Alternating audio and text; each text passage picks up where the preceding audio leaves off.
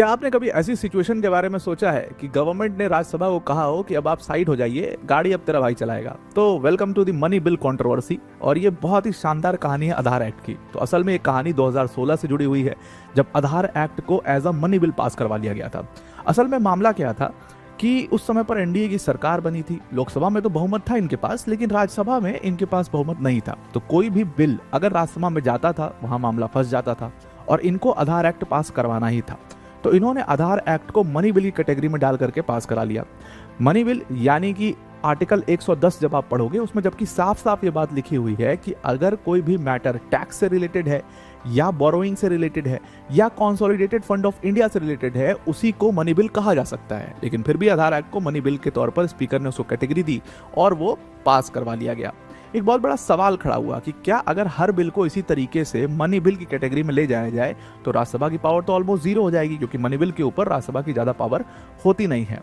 यही सवाल अपोजिशन ने उठाया और ये सवाल सुप्रीम कोर्ट भी पहुंचा। रॉजर मैथ्यू का केस था, 2019 का केस था। सुप्रीम कोर्ट में ये मामला पहुंचता है।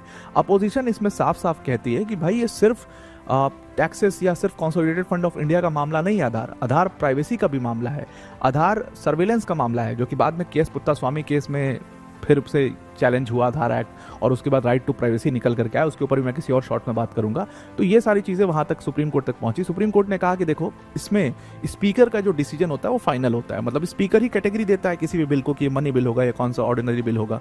तो स्पीकर का डिसीजन फाइनल है। लेकिन लेकिन लेकिन यहां पर ये स्पीकर का जो डिसीजन है वो जुडिशियल रिव्यू के बियॉन्ड नहीं है। यानी कि सुप्रीम कोर्ट में जो सवाल पूछा जा रहा है ना, पूछा जा सकता है, और बिल्कुल सही बात है, सुप्रीम कोर्ट इसके ऊपर डिसीजन दे सकता है। हालांकि सुप्रीम कोर्ट ने इसमें आधार एक्ट के पक्ष में डिसीजन दे दिया था।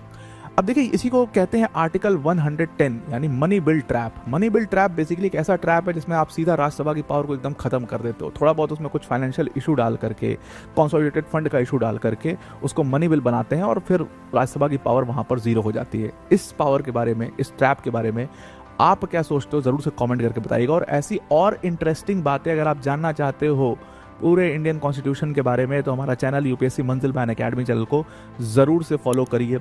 हमारे सेशंस के साथ लाइव जुड़िए। रोज़ शाम को 6 बजे हम अपना सेशन करते हैं और इसी तरीके की बहुत अंडरस्टैंडिंग, बहुत ही शानदार नॉलेज के साथ हम उसमें आते हैं। Thank you.